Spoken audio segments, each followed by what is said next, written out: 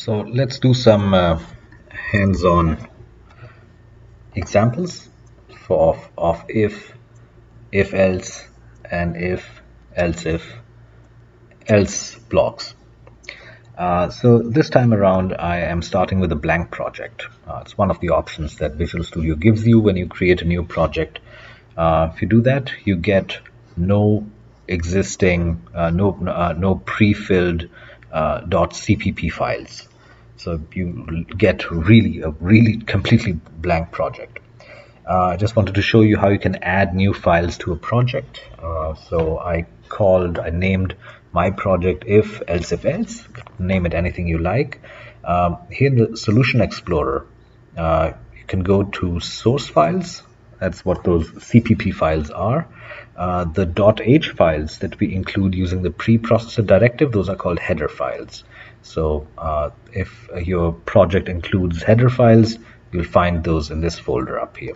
So you go to source files, right click, add new item,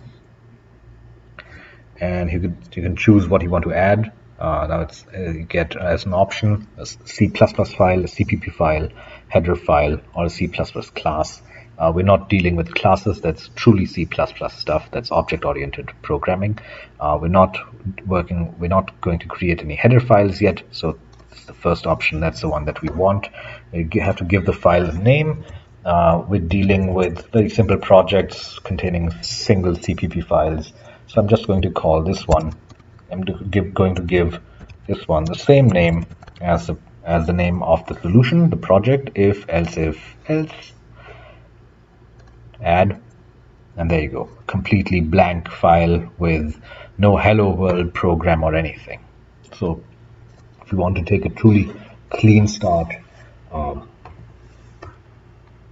this is what that looks like. Okay, now all right, so we start with the main function.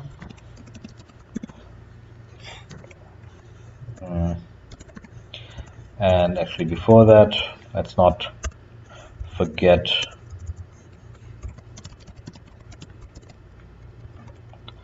the standard IO library. Okay, so simple demo over here. We have an integer variable called grade, and I'm not even going to bother with user input for that. And in doing so, I will show you something else. When you're creating a variable like this, if you want, what you can do is you can assign it an initial value right in the same line.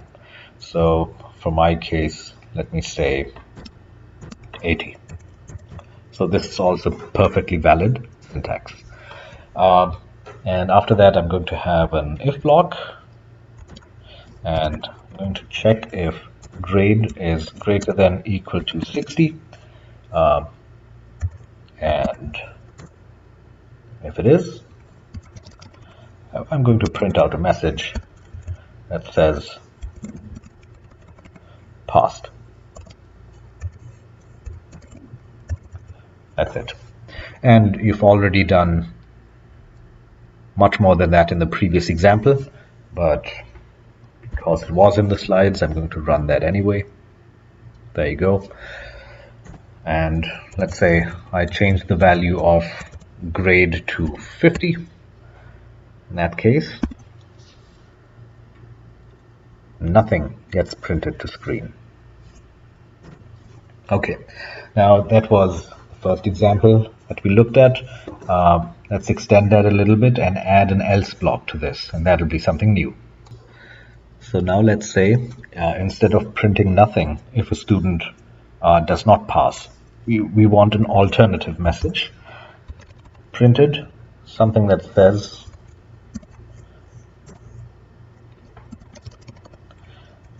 that the student hasn't passed, so failed /n, and close those quotes. Now let me try running this again with grade equal to 50. There you go. Failed. as expected. And just to make sure it works, let me add, let's set the value of grade equal to 80. This should produce passed. There you go. So now let me demonstrate the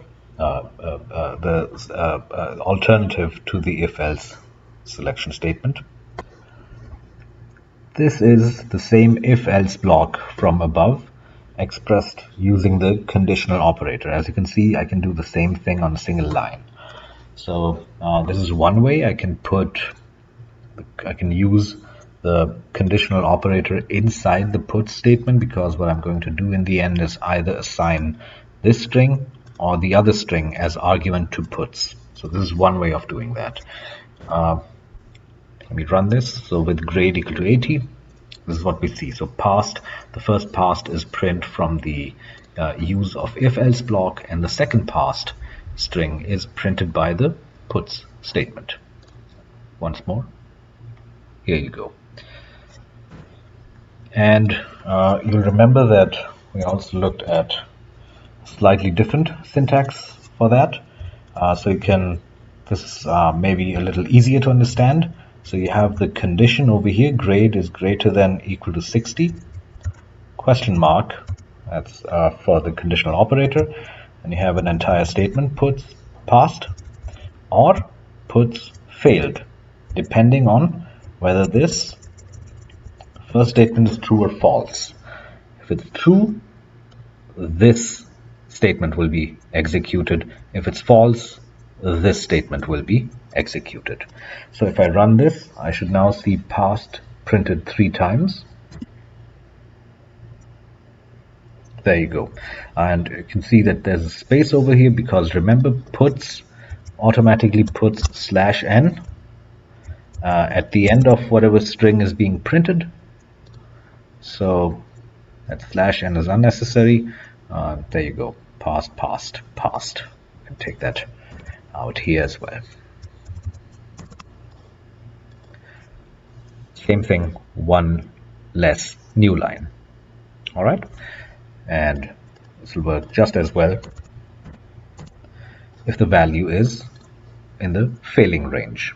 There you go, failed, failed, failed. So whichever way you do it, whether you write an if-else block explicitly like this, or whether you want to save on some lines of code, and you have some very simple expressions that you want to execute, and you want to use the conditional operator, it works either way.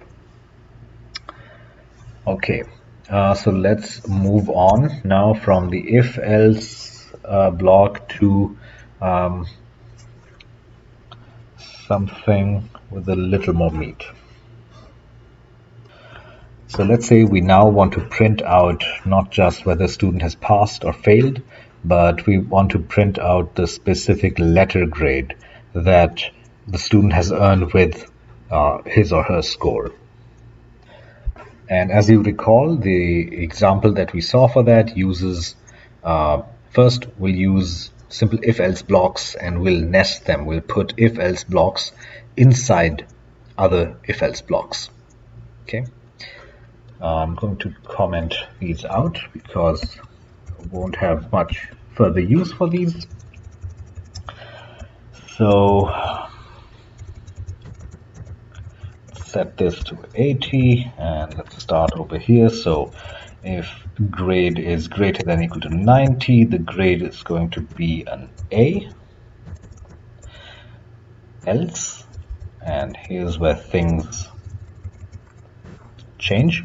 I'm going to copy this, paste it in here, and if the grade is greater than 80, it's B. And let's clean this up. If that's not the case, but if the grade is greater than 70, it's going to be a C grade. Close this. And if that's not true, then if the grade is greater than 60, it's a D grade.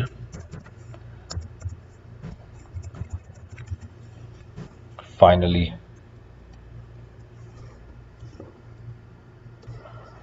if it's not even D grade, then it is an F grade, of course. And there you go, that's it. I can see that can see from the alignment of the of each else block and the end of the else block, this is already looking a little hard, difficult to understand, right? I can see that we're getting further, indentation is increasing further and further. But let me run this to demonstrate that this actually works.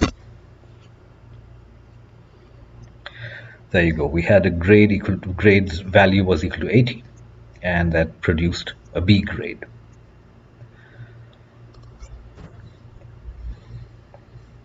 Let me change the value of grade to 70, and that'll produce a C grade. We set the value equal to 50, and that'll produce an F grade. So it's working as it should. But let's see for the last step if we can do something about this increasing levels of indentation. And we saw something for that, and that was use of the else if statement. And if we use that, that kind of cleans this up a lot and greatly improves readability.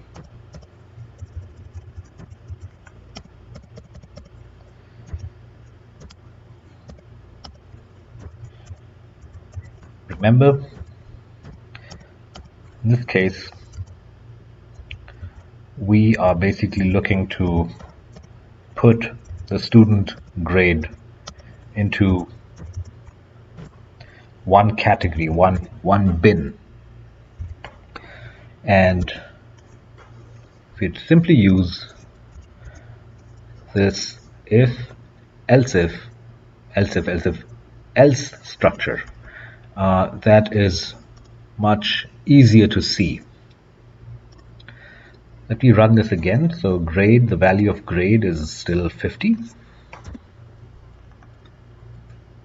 And there you go, we get an F grade. Let me just run a few of the other cases that we did. We ran 80. That should produce a B grade. There you go. 70. C grade. And just one more, 75, just to use a value that is not, that we don't feel C grade. Okay. Let me just demonstrate one more thing. Let me use F9 to put a breakpoint on line 6 with the if condition. And let me step through this, and so we can show that how we skip different blocks of code. So let me run this with F5. Here we are. And I'm going to use the F10 key again to step over, step through the code. So the first condition was false, obviously, with a grade value of 75. The second else if statement has a condition in here, grade greater than or equal to 80.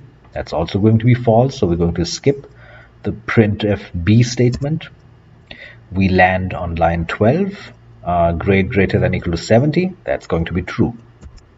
And we execute line 13, and because we have entered this particular else if block, the next line should be after the else block, and there you go, we're out. We skipped over this else if block and over this else block, and we went right back out, and that's it. That's our code, C printed over here.